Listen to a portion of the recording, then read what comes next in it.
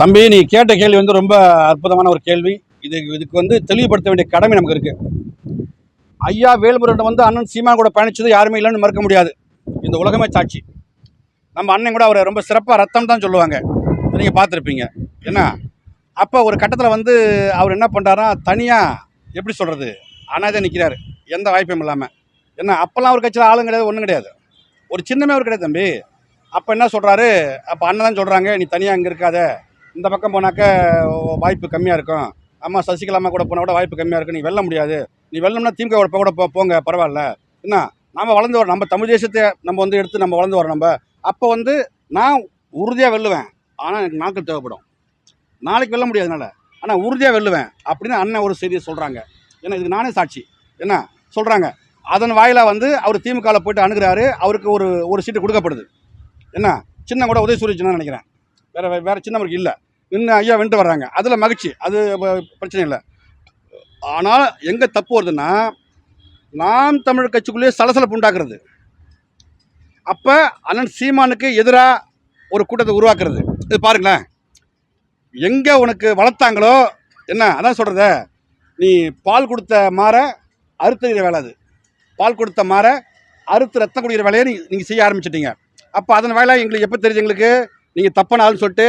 எப்போ வெற்றிக்குமரன் அவர் ஒரு இயக்கம் ஆரம்பிக்கிறாரு, தமிழ் தேசிய கூட்டமைப்பு, சரி ஒரு மாதம் பிடிச்சிங்களா, தாக்கு பிடிச்சிங்களா, முடியலல்ல, அப்புறம் எங்கே வரீங்க, அதோடு நிற்காம வெயிட் பண்ணுறீங்க 6 மாதம் வெயிட் பண்ணுறீங்க, இன்னும் வரவனை பூரா கூப்பிட்றீங்க. அவங்கெல்லாம் கூப்பிட்டுங்க போகிறீங்க, வேல்முருகன்ட்ட போகிறீங்க.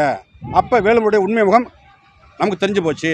அப்போ அவர் ஆள் பிடிக்கணும்னாக்கா எவ்வளோ பேர் இருக்கிறான் தம்பி, அவங்கள கூப்பிடலாமே, அவரையும் அங்கேயே பிடிக்கிறாரு, வேறு வாய்ப்பு இல்லை. எங்கே வந்து தொடங்கணுமோ அங்கேயே பிடிக்கிறாரு அவர். அப்போ எங்கள் ஆட்களை எல்லாம் பிடிச்சிட்டு கொண்டு போய் சேர்த்துட்டு அப்போது எங்களுக்கு எதிராக பேச வைக்கிறாரு.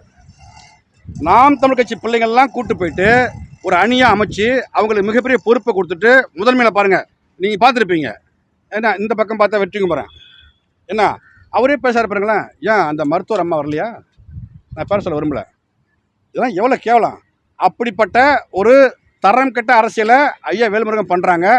நீங்கள் எங்கள் கட்சியிலேருந்து லட்சம் பேர் போனால் சரி தான், நாம் தமிழ் கட்சி சீண்ட முடியாது தம்பி.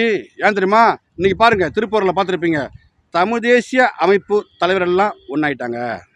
இப்போ தமிழம் பூரா சாதி மதம் கடந்து ஒன்றாயிட்டான்.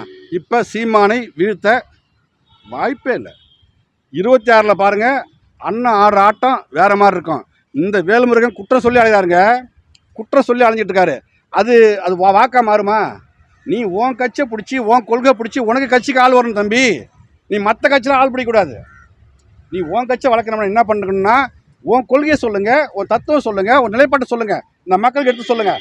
அதை விட்டுட்டு நீங்கள் என்ன பண்ணுறீங்க, என் கட்சியில் ஆள் கூப்பிட்றீங்க. அப்போ என்ன, இது பிராஞ்சா? தப்புது இது. ஐயா வேல்முருகன் அவர்களே, இப்போ நீ கதை நான் பார்த்தேன், ஐயா அப்பாவை வந்து என்னை வந்து என் பேச்சுக்கு மதிப்பு கொடுக்காம அவை குறிப்பிட்டு நீக்க சொல்லிட்டு என்னை அசிங்கப்படுத்திட்டாரு, என்ன அப்படின்னு சொல்லிட்டு ஐயா ரொம்ப ரொம்ப வருத்தப்பட்டு பேசினார். நான் என்ன சொல்கிறேன்னா, நீ போன கூட்டணி திமுக தம்பி, அங்கே போய் நியாயம் தரம்னா பார்க்கக்கூடாது. அவங்க என்ன சொல்கிறாங்களோ நீ கேட்டு அப்படியே அமைதியாக வரணும், அதுதான் உனக்கு நல்லது. அப்போ அவர் என்ன சொல்கிறாருன்னா, என் பேச்சு அம்மா ஜெயலலிதாவே வந்து அவை நீக்கலை, என்னை பாராட்டினாங்க. இப்போ ஐயா அப்பா வந்து என்னை வெளியே போண்டாரு. யோ ஒன்றுமே இல்லாத புள்ள பூச்சியா எடப்பாடி பழனிசாமி, அந்த ஆள் அடித்தார், உங்கள் முதலமைச்சர் சட்டை கட்சி வந்த ஆள் தானே. அப்படிப்பட்ட பிக்காளி கூட நீ இருக்கிற, நீ வந்து கற்று சொல்லிட்டு இருக்க எங்கள்கிட்ட வந்து.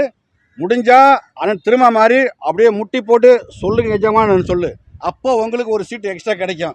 அதை விட்டுவிட்டு இல்லை நான் வெளியே போக நான் மகிழ்ச்சியாக போவேன். ஆமாம், என் ஆளை பூரா கூப்பிட்டுவிட்டேன், என்ன நீங்கள் இப்போ உனக்கு ஒரு மிகப்பெரிய கூட்டம் வந்துருச்சு, இப்போ என்ன பண்ணுற, நான் வெளியே போய் பார்க்குறேன், அதானே செய்வேன். இந்த படமெல்லாம் கேட்டு அழுத்து போச்சு தம்பி. வேறு புதுசாக சொல்லுங்கள். நீங்கள் நடிக்கிறது எல்லாமே நாடகம்.